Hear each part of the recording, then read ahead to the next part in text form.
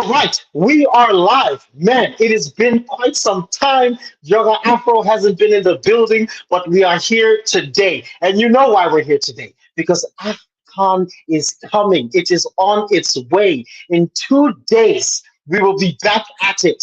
The biggest Mm. rivalries, the cultural kaleidoscope, the whole beautiful thing, AFCON, man. I mean, the banter is just so incredible. My name is Mbizo Zamane, Bizinho in some circles, and I'm here with my man Akpos, who runs some of my favorite accounts, including football and pigeon. Akpos, how you doing, my brother?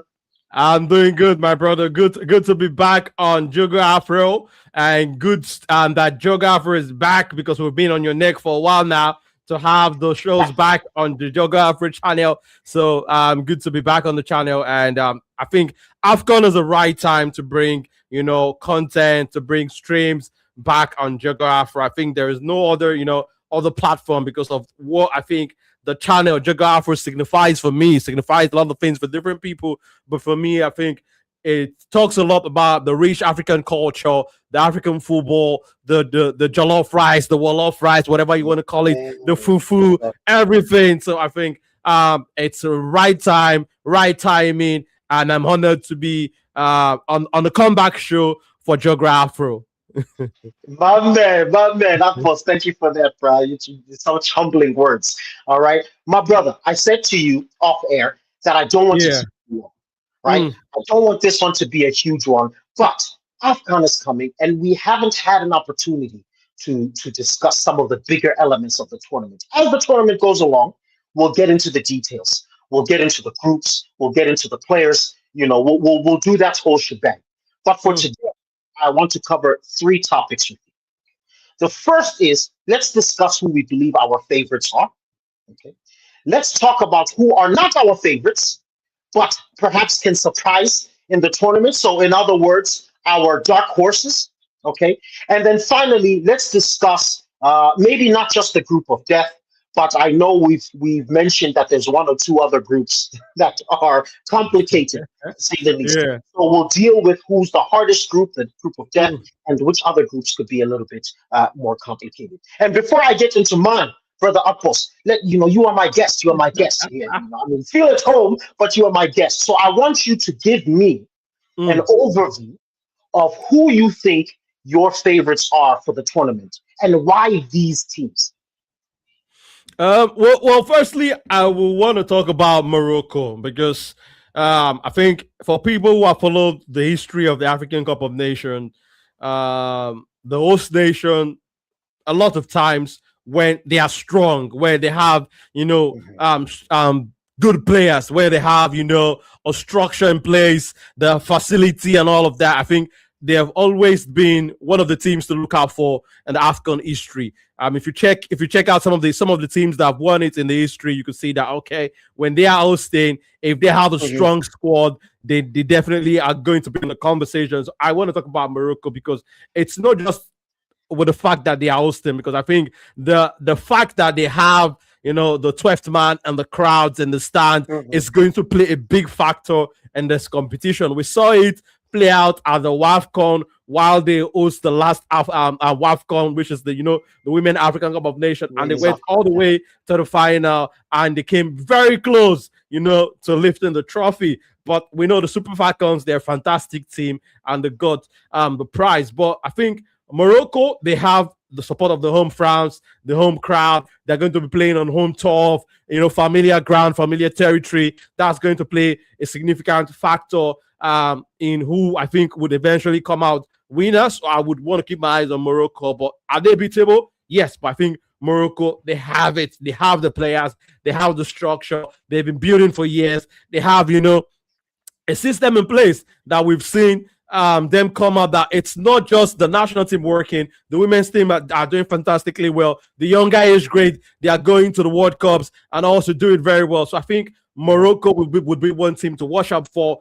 And I also want to talk about the defending champions because, the defending champions at Ivory Coast, they still have a very strong squad. They still have key players who played a key part for them lifting the trophy on home soil in the last African Cup of Nations. They are still in the team and they have a lot of players doing very well, like Ahmad Diallo, guys like Frankesi. A Mhm. lot of people would not want to mention them because they felt like these guys have gone to the Saudi Pro League, but Frankesi is still balling out there and in the Saudi Pro League. So for me, I think the defending champions are also a force to reckon with. And then I want to talk about the Super Eagles because Akpos, are you still there with us?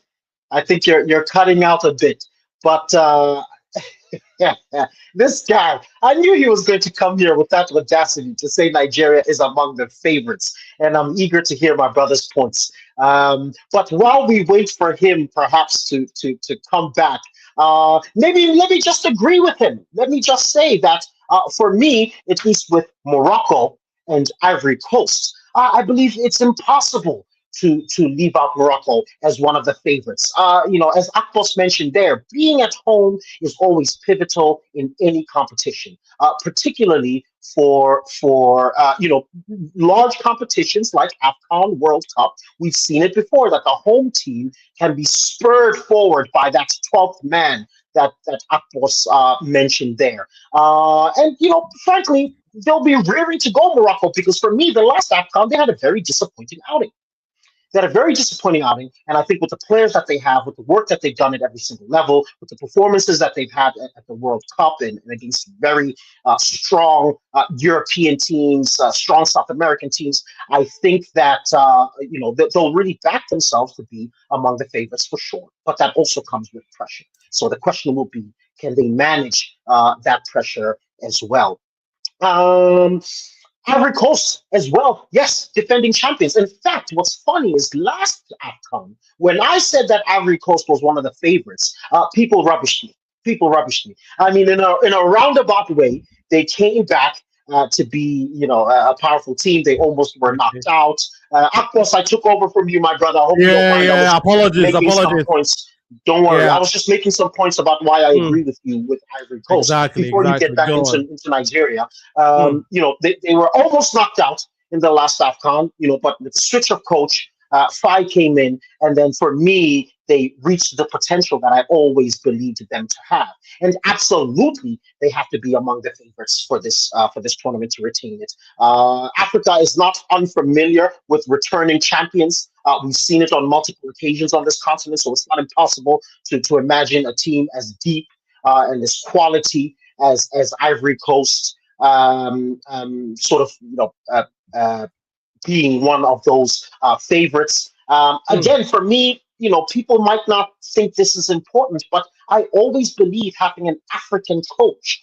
And when I say African, it doesn't have to be from the same country of the team that they're coaching. But having an African coach, I think, makes a difference. There's something about having an African coach where you feel like he has maybe just a little bit more faith in the capacity of the players, in their ability to understand tactical sophistication. I always get the sense that when it is a coach from Europe in particular, they maybe have this, it's something they can't fight, that European bias, that superiority complex that sometimes makes them give our players and our football a sort of inferior tactics or not so sophisticated tactics because perhaps we don't have the capacity to play at that European level or at the South American level. When, as a matter of fact, not only do we, but perhaps even in superior fashion in many ways, because we have players with so much individual talent and quality, never mind the physical prowess. So I think an African coach brings that X factor of faith and trust and understanding, comprehension of the culture, comprehension of what the fans expect and want to see, not just the 3 points, but stylistically. mm. So for me, I think Ivory Coast has the benefit of that. Morocco, perhaps you can argue, has the benefit of that. And I will give it back before I go to my third favorite. I'm going to give it back to my brother Akbos because he was talking about how he's put the Super Eagles among the favorites. Yes, Akbos, tell me yeah. more about that. Well, for me, I think the Super Eagles are coming into this one after a disappointing showing during the African series of the World Cup qualifiers, because a lot of people expected the Super Eagles to not repeat the errors of the World Cup in Qatar. And yet again, the Super Eagles have failed to qualify for the World Cup, which, when you consider Nigeria as a big footballing nation, when you look at the talent, it is a massive failure. It is a disappointing one. And we all know, the backlash that came afterwards of the Super Eagles failing to qualify. The NFF are still, of the average Nigerian fan has currently lost faith in the ability of the NFF to spearhead Nigeria back to the top of, where we would say the giant of Africa in terms of the football, in terms of that country would go to the World Cup and champion the African cause. That's not been something that we've not been able to qualify for the past 2 World Cups now. So that alone is a failure. That alone is disappointing. That alone has left that sour taste, that bitter taste in the mouth of the Nigerian football fans. So the Super Eagles and the NFF have an opportunity to try to redeem that mistake in going to this AFCON in Morocco and going for gold. So this is one reason I think the pressure, the stakes are high right now. They have the Nigerian people on the neck of the football administrators right now, and they need to produce. This is a result business. They need to produce. So this is also another reason why I think like the Super Eagles need to win this AFCON to, won their way back into the hearts of the Nigerian fan, because I know the fanfare that would have been in the Nigerian community here in Nigeria when it is AFCON time, but it's not there. Few days to the AFCON, it's not there because a lot of people are not enthusiastic about the team. So I think the team has a lot of pressure on their back. And if we look at the last African Cup of Nations, they came so close. They went all the way to the final, even though we're not playing fantastic football. I know a lot of Nigerians would agree with me, but in terms of in a cup competition, the kind of football they were playing was effective at the end of the day. But it's stylistically, with the attacking talents that we have, that's not the style of football I would want to love. Knowing the kind of football I've seen teams in the past play. So I think Coach Eric Sekochile is under a lot of pressure to go to this AFCON and win it. The Super Eagles are also under a lot of pressure to go to this AFCON and win it and try to, how will I say, make up for the losses of not qualifying for the World Cup. The NFF also are under a lot of pressure to perform, because now Nigerians are calling them out. Nigerians are telling them that they are not fit, that these officials are not fit to run Nigerian football. So I think you believe. Go on. Sorry, so after Nigerians showing last season, last edition of the AFCON in Ivory Coast, we came so close. I think now is the time for Nigeria to go one step further and win the AFCON again. If we check the records, it's been 2013, so the last time we laid our hands on the AFCON good. So I think we need to do everything possible to try to do it. So I think it's a no-brainer for us to go to this AFCON and come off short with anything less than gold in this AFCON. So the pressure is high on the players. So you essentially think that the pressure that's on the players and the fact that they need to redeem themselves, that will inspire them potentially to a victory. Exactly. Okay, I think that could be fuel for them. That could be fuel for them, because I also know that a lot of these guys are disappointed that they were not able to go to the World Cup. You understand? So I think that could be fuel. If they channel it in the right manner, it could be very productive at the end of the day. So I think the NFF also have a lot of role to play in this, because they also have fallen short. So I think the whole community, we need to put hands together and bring the gold back to Nigeria, where it should be. All right, my brother. I mean, those are some very fair points. I'm not sure I agree with you in terms of Nigeria being a favorite. And just your points always good as always. But I think for me, my third favorite would probably be Senegal. I think for me, the third favorite, I just can't look past them. In fact, I'm even representing them here on my jersey. But I have one too. The white version of that one. Yeah. Actually, the white version. I have the white version. Yeah, exactly. Behind you, I have it. And bro, it's funny. I actually wanted to put it behind me, but I couldn't find it. Yeah. It would have been one of the jerseys behind me right now. All right. So, but for me, I think Senegal, in particular, Mm. is even stronger somehow than they were in the last AFCON. Arguably, just as strong as they were when they won it. I mean, for me, they have an incredibly deep squad. I think one of the teams that could be even described as a super team on the African continent. I think right now they have a really good blend of young, talented, hungry players ready to make their mark on African and world football.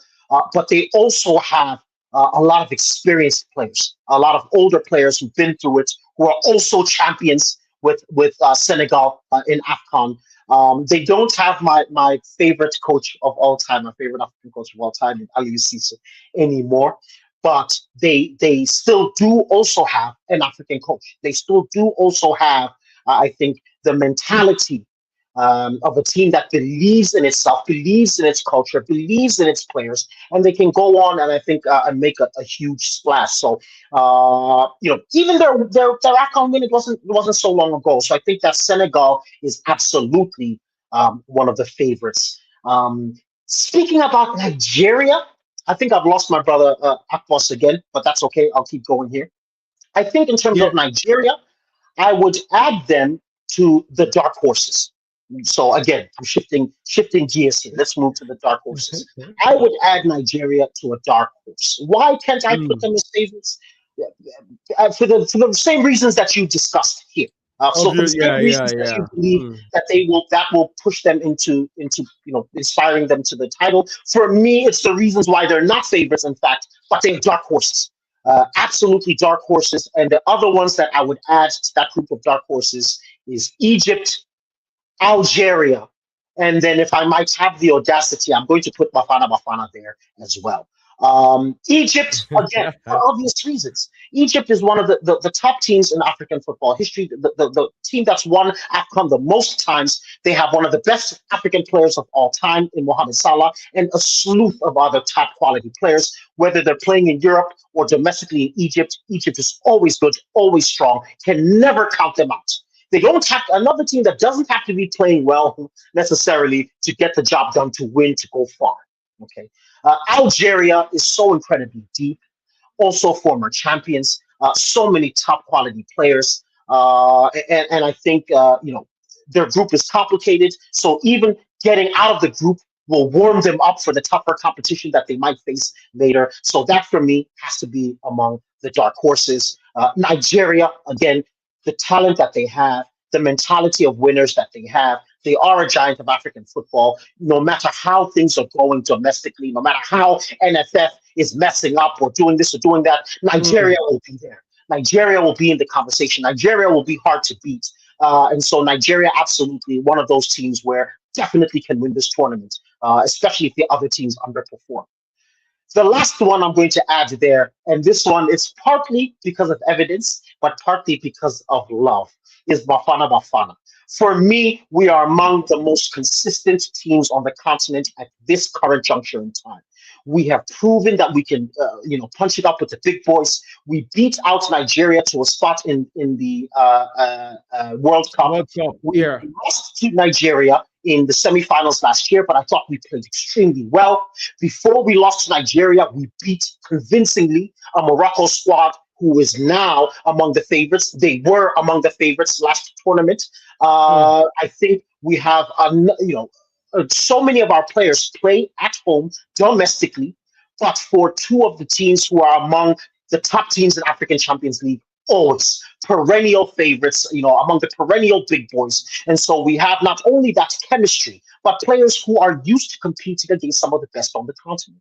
So, that translates to experience, it translates to comfort, it translates to even tactical versatility and agility. So I think Bafana Bafana, with our style, with the way that we play, we're a possession team, clever.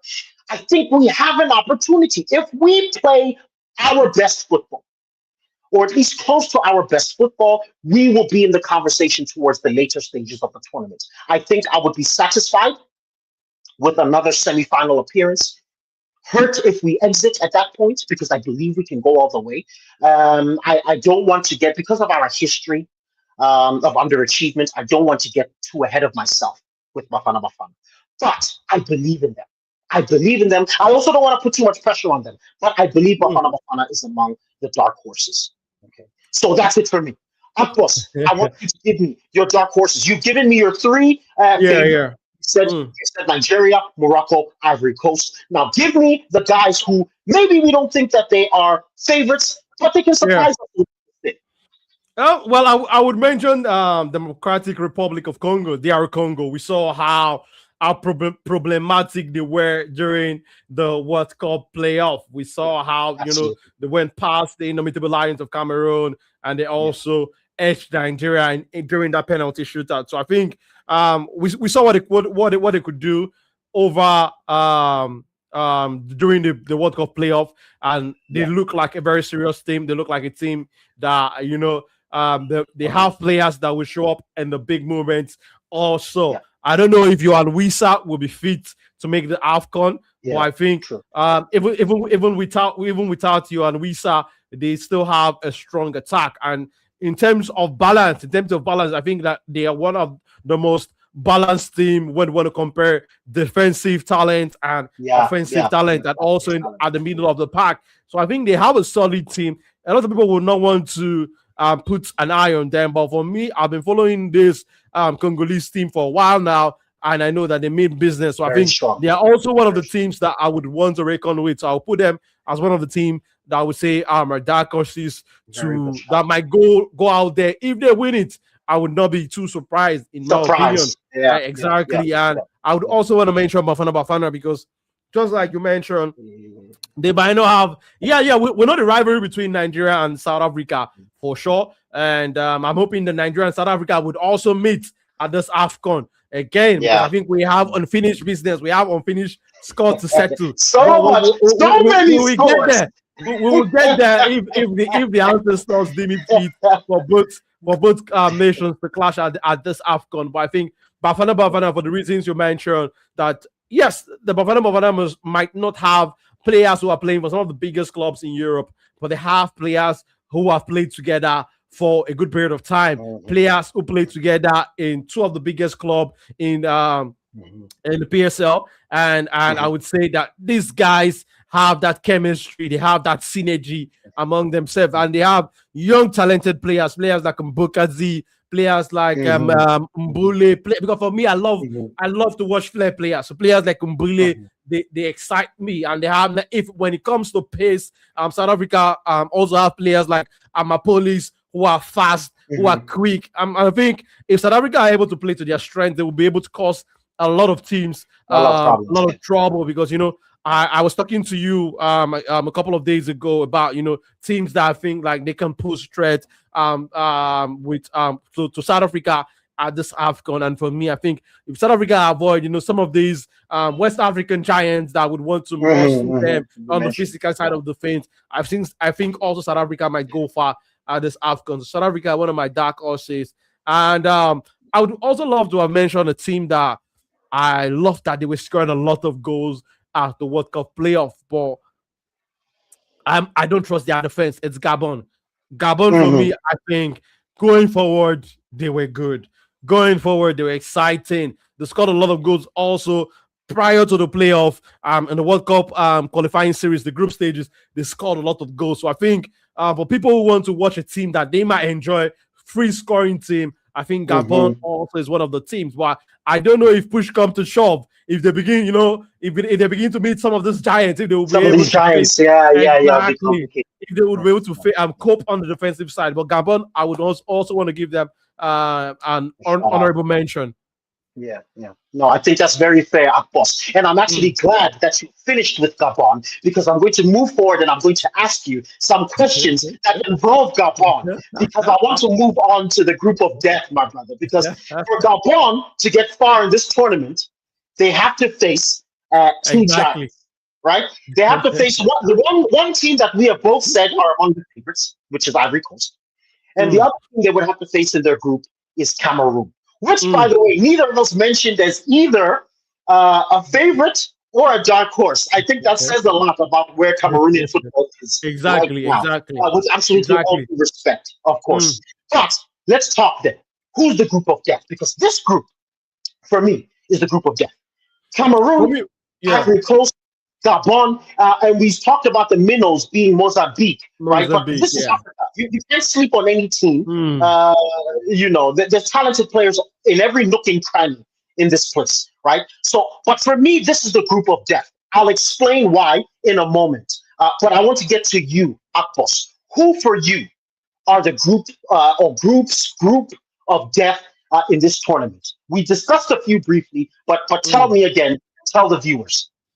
I will start with Group F that you just mentioned because you talked about Cameroon and also Cameroon and Nigeria. Now we are brothers, we are neighbors. We share a lot of things in common. And our football right now is currently at the same bus stop at the same junction because both Yeah. nations have failed to qualify for the World Cup after bursting one of the best squads in Europe where they have Hmm. a lot of talented players playing in some of the best clubs in Europe.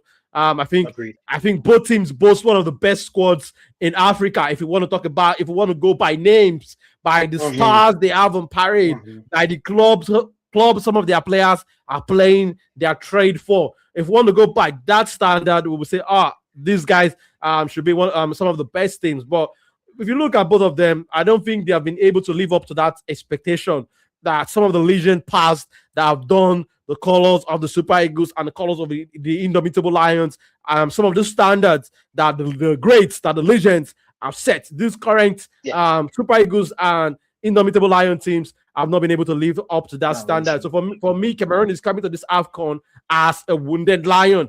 And for me, they Hmm. are even more dangerous now when a lot of us have not considered them as one of the Hmm. favorites because of Hmm. all the obvious reasons that we've stated that Hmm. this team has not been able to, meet the high standards of the Indomitable Lions, one of the most successful teams in African football. For them not to qualify for the World Cup, I think that's massive failure. And also their performances in the recent African Cup of Nations has not been a force to reckon with when you look at the Hmm. high Hmm. standards. So for me, I think that Group F is a group that a lot of us will be keeping our eyes on because there you Agreed. have Cameroon coming, trying to redeem themselves after not qualifying for the Hmm. World Cup. Then Hmm. you also have Ivory Coast. Ivory Coast are the defending champions. They are also going to be trying to go back to this AFCON and reclaim the Hmm. title again. And then you also have Gabon that I just spoke about earlier, that they are one Hmm. of the most free scoring African side right now. And you talk about Mozambique. I think some years past, well, when Ghana was put in a certain group that had Yeah. one that had Yeah. a country, some people Yeah. also consider that Yeah. this team will be the team that everybody will Yeah. collect their 3 points from. We saw how it was Ghana that did not qualify from that Yeah. group. Yeah. So for me, I Yep. think Mozambique is the banana peel fixture for all the other teams in Hmm. Hmm. this group F, because if Mozambique starts well, I think they would cause a lot of problem to Problems. Yeah. Yeah. the other teams that they Yeah. will play. So if Mozambique, whoever they play in their first game, if they get 3 points, that makes the group even more It's a problem. juicy. Mm. It Exactly. makes So it very intense. so Yeah. I'm hoping that Mozambique starts well and they get 3 points on match day one. Yeah, you're absolutely right. It's funny because if they can really throw a spanner into that Yeah, group and exactly. desperate situation.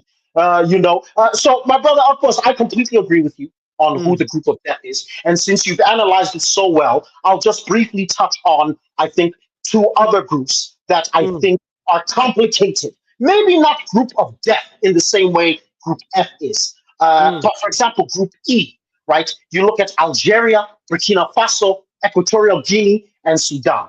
I don't care what anybody says about Sudan, and no matter what is happening to my brothers and sisters in Sudan, socioeconomically and politically, and so on and so forth, these guys have footballers.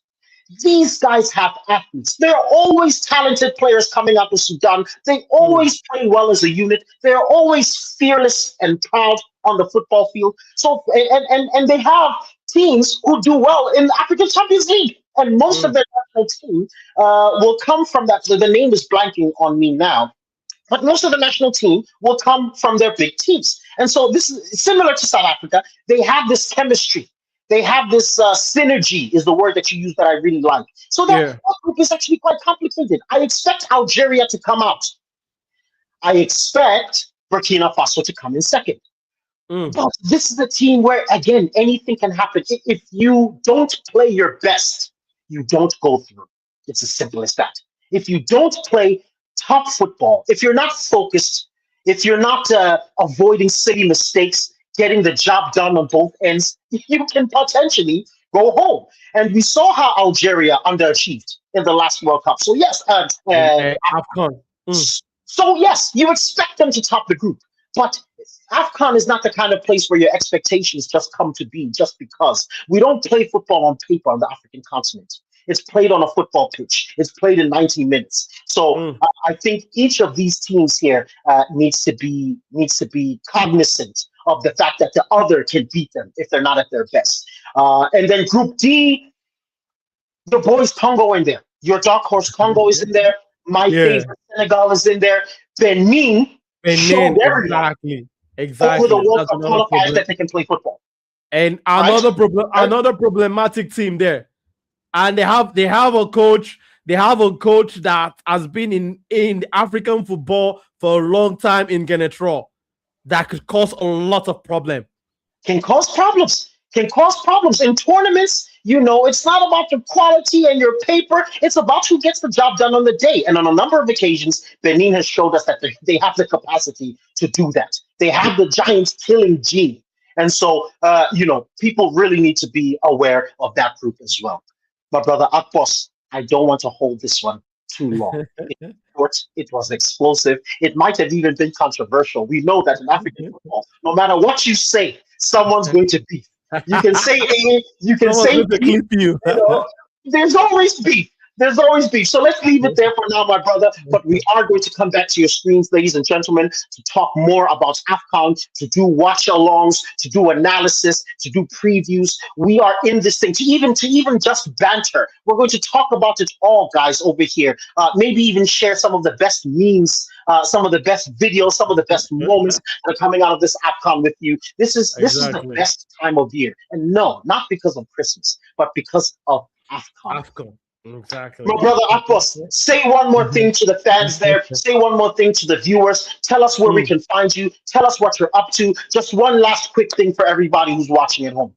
Well, I think this was a lot packed in 32 minutes of stream. Would have loved to do it so much longer, but if you're looking for the best piece of undiluted African content, you have to tune in to Joga Afro 24/7 during the AFCON. And if you've not subscribed already, you are missing on premium, undiluted African football content and football content in general. Please hit that subscribe button and turn on the bell notification button. And you can always catch me on Joga Afro, and we'll be doing a lot on the Football and Pigeon channel and also on the Football Talk Shop channel. But I would also be here, ever present here every time I'm free to join my brother on this amazing and fantastic channel. And it's been an honor to be back again on the channel, Mbizio. Thank you for having me, my brother.